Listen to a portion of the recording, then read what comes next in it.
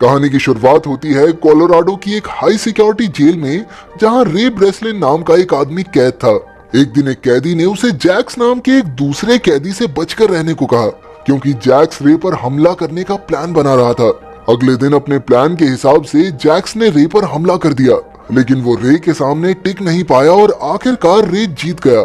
लेकिन इसी लड़ाई के चक्कर में गार्ड्स ने सजा के तौर पर रे को अलग चेम्बर में बंद कर दिया। ये जेल का वो हिस्सा था जहां सबसे खूंखार कैदियों को 24 घंटे कैद में रखा जाता था। रे के इस नए कमरे में कोई खिड़की तक नहीं थी, सिर्फ एक टॉयलेट था। इसके अलावा कैमरों की मदद से 24 घंटे उस पर नजर रखी जाती थी। अब रे तुरंत इस जेल से भागने के प्लान के बारे में सोचने लगा। उसने जेल में घूमकर हिसाब लगाया कि जेल के पास ही एक गैराज है।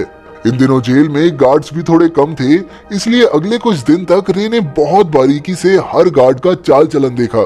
उसने देखा कि गार्ड्स ठीक 7 मिनट के लिए बाहर सिगरेट पीने जाते थे। अब उसे सिर्फ अपने कमरे के दरवाजे का पासकोड पता लगाना था।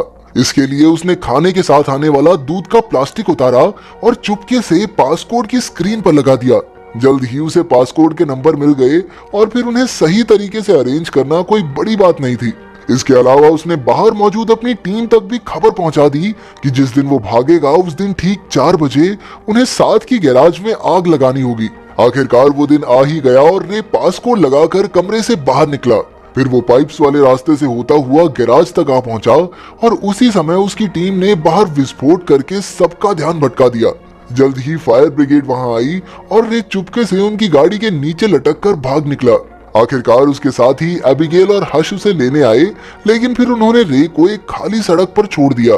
जल्द ही पुलिस ने उसे पकड़ लिया, पर तभी लेस्टर नाम का एक आदमी वहां आया और उसने पुलिस से रे को छोड़ने को कहा। इसके बाद लेस्टर और रे उसी जेल के हेड से बात करने पहुंचे और तब ये खुलासा होता है कि रे खुद एक सिक्योरिटी कंपनी का मालिक था। ये कंपनी दुनिया भर की जेलों की सिक्योरिटी की जांच करती थी। रे कोई अपराधी नहीं था, बल्कि वो तो खुद एक कैदी बनकर सिक्योरिटी की जांच करने जाता था, ताकि जेल के हेड उसमें और सुधार कर सकें। वो इतनी जेलों से भाग चुका था कि अब लोग कहने लगे थे कि भाई ये बंदा तो किसी भी जेल से भाग सकता है। आखिरकार पूरे 5 महीने बाद वो अपने ऑफिस गया, जहां उसने दुनिया की सबसे आसान गेम खेलकर अपने दोस्तों को खुश किया। इसके बाद उसके पार्टनर लेस्टर ने उसे जेसिका नाम की एक लड़की से मिलवाया। वो चाहती थी कि रे दुनिया की सबसे खुफिया और कड़ी सिक्योरिटी वाली जेल की जांच करे, लेकिन उसकी ये शर्त थी कि रे और उसकी टीम को ये जेल कहाँ मौजूद है इस बारे में कोई जानकारी नहीं होगी।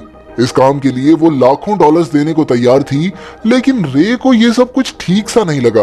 पर लेस्टर के थोड़ा मनाने पर वो राजी हो गया। इसके बाद उन्होंने रे को एंथनी नाम के एक आतंकवादी की पहचान दी और फिर एबिगेल ने उसकी बाजू में एक ट्रैकर भी लगा दिया, लेकिन जल्द ही उसे किसी ने अगवा करके बेहोश कर दिया और उन लोगों ने बड़ी बेरहमी से उसकी बाजू में लगा वो ट्रैकर भी निकाल दिया। अब वो सीधा जेल में पहुंच गया ताकि उसे पता न लग सके कि ये जेल कहाँ पर है। जब रे की आंख खुली तो उसने देखा कि वो एक कांच के डिब्बे में बंद था और उसके चारों ओर कई कैदी थे। इसके बाद रे की मुलाकात जेल के वार्डन हॉब्स से हुई, लेकिन रे को तो बताया गया था कि वार्डन का नाम मार्श होगा। वो समझ गया कि कुछ तो गड़बड़ जरूर है, इसलिए उसने वो खास कोड बोला जिससे वो इमरजेंसी में जेल से बाहर निकल सकता था। लेकिन हॉब्स ने उस पर कोई ध्यान न देते हुए उसे जेल में भेज दिया। उधर एबिगेल और हश बाहर रे का पता लगाने की पूरी कोशिश कर रहे थे। वहीं जेल में रे ने देखा कि हर एक गार्ड ने एक जैसे कपड़े और मास्क पहने थे और उनका जब मन करता वो किसी को भी पीटने लग जाते। बाद में एमिल नाम का एक कैदी उसके पास आया और उसे बताया कि उसने कोई जुर्म नहीं किया, लेकिन फिर भी वो इस जेल में है क्योंकि कुछ लोग उससे उसके बॉस का पता निकलवाना चाहते हैं। तब रे को समझ आया कि यहाँ कोई असली अपराधी है ही नहीं, बल्कि यहाँ अमीर लोग अपने दुश्मनों को टॉर्चर करने के लिए भेजते हैं।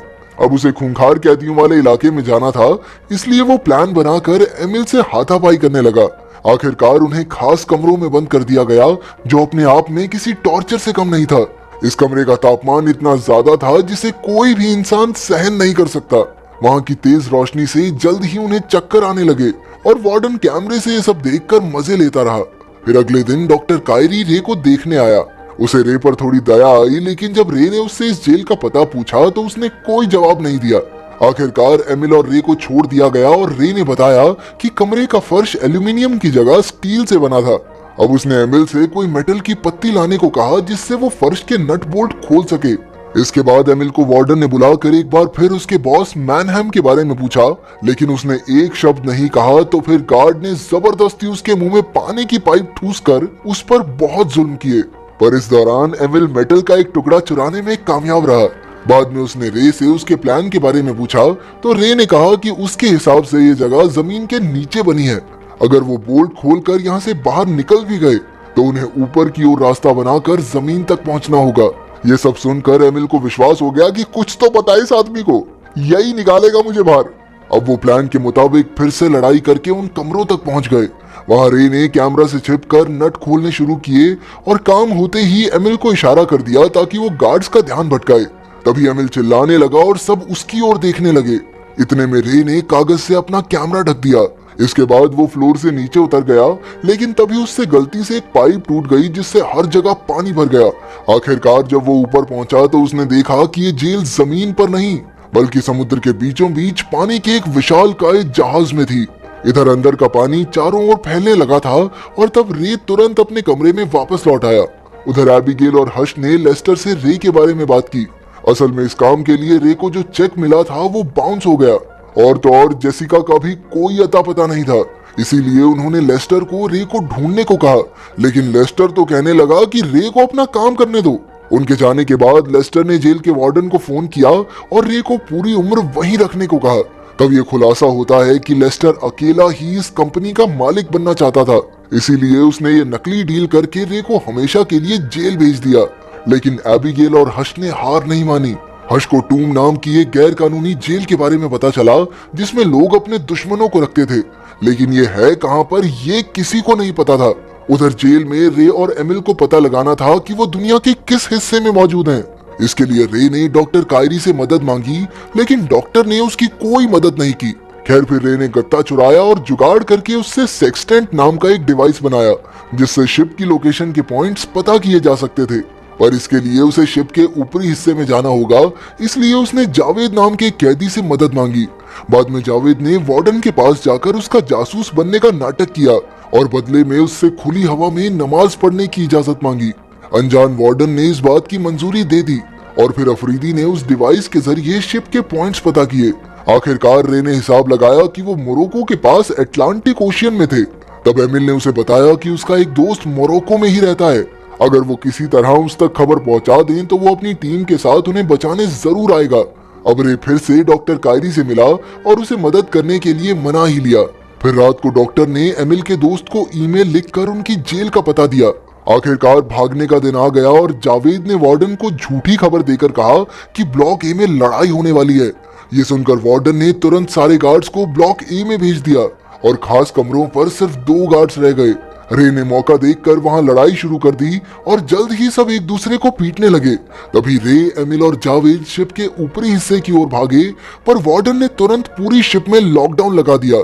हुआ ये कि उन तीनों के ऊपर पहुंचने से पहले ही सभी दरवाजे लॉक हो गए और मजबूरन उन्हें वापस लौटना पड़ा। उसी वक्त एमिल का दोस्त अपने आदमियों के साथ हेलीकॉप्टर में वहां तक पहुंचा, लेकिन शिप में गार्ड्स और कैदियों के बीच धुआंधार गोलीबारी चल रही थी। इसी दौरान जावेद के पेट में गोली लग गई। अब रे ने अपना दिमाग लगाया और कंट्रोल रूम में जाकर बिजली काटने का फैसला किया। इस तरह वो ऊपर का दरवाजा फिर से खोल सकते थे। उसने एमिल को जावेद का ध्यान रखने को कहा और खुद आगे चला गया। तभी जावेद ने एमिल को भी आगे जाने को कहा, क्योंकि वो जानता था कि वो ज्यादा देर तक जिंदा नहीं रह पाएगा। मजबूरन एमिल को उसे छोड़कर भागना पड़ा और बाद में गार्ड्स ने जावेद को मार डाला। उसी वक्त रे शिप की बिजली काटने में कामयाब रहा और उधर एमिल भी भागकर छत तक आ गया। अब वो दौड़कर अपने दोस्त के हेलीकॉप्टर तक पहुंचा, लेकिन पीछे से जेल के गार्ड्स उन पर हमला करने लगे, पर उन्होंने हार नहीं मानी और गार्ड्स का सामना करते हुए रे के बाहर आने का इंतजार किया। लेकिन रे तो बदकिस्मती से अंदर पानी के टैंक में फंस गया था। गार्ड्स हर तरफ उसे ढूंढ रहे थे, इसलिए वो दरवाजा खोलकर सीधा समुद्र में कूद गया। तभी एमिल हेलीकॉप्टर में निकल पड़ा और उसने रे को समुद्र में डूबते देखा। उसने तुरंत हेलीकॉप्टर से सीढ़ी फेंकी और आखिरकार रे ने उस पर चढ़कर शिप में मौजूद तेल के टैंक्स पर अंधाधुंध गोलियां बरसाई। जल्द ही शिप में जोरदार धमाका हुआ और वार्डन अपने गार्ड समेत वहीं मारा गया। आखिरकार एमिल और रे सुरक्षित मोरक्को के किनारे पर आ गए थे। तभी एक गाड़ी उन्हें लेने आई और उसमें से जेसिका बाहर निकली। रे ने देखा कि ये तो वही लड़की है जिसने उसे इस जेल में भेजा था। जब एमिल ने बताया कि ये उसकी बेटी है तो ये सुनकर रे के होश ही उड़ गए। तब जाकर ये खुलासा होता है कि असल में एमिल ही मैनहम है और सबको लगता रहा कि मैनहम उसका बॉस है। उसने अपनी असलियत छिपा कर रखी थी ताकि उसके दुश्मन उसे मार ना डालें। इसके बाद हमें पता चलता है कि जेसिका अपने पिता को जेल से छुड़वाना चाहती थी, इसीलिए उसने धोखे से रे को इस जेल में भिजवाया। अंत में उसने रे को लेस्टर की सच्चाई बताई कि कैसे वो गद्दारी करके जेल वार्डन के साथ मिल गया था। आखिरकार रे एबिगेल और हश से मिला और उसे पता चला कि लेस्टर को एक ऑफर मिला था जिसके मुताबिक अगर रे इस जेल से भागने में नाकामयाब होता तो लेस्टर इस जेल का सीईओ बन जाता। उधर जब लेस्टर को पता चला कि रे बाहर आ गया है तो वो भी अपना बोरिया बिस्तर बांधकर भागने लगा। इसके बाद हश ने गाड़ी में उस पर हमला कर दिया और बाद में जब लेस्टर की आंख खुली तो वो अब भी गाड़ी में ही था, लेकिन वो इस बात से अनजान था कि ये गाड़ी हजारों डिब्बों से भरे जहाज में थी और अब ये जहाज जा कहां रहा है ये कोई नहीं जानता।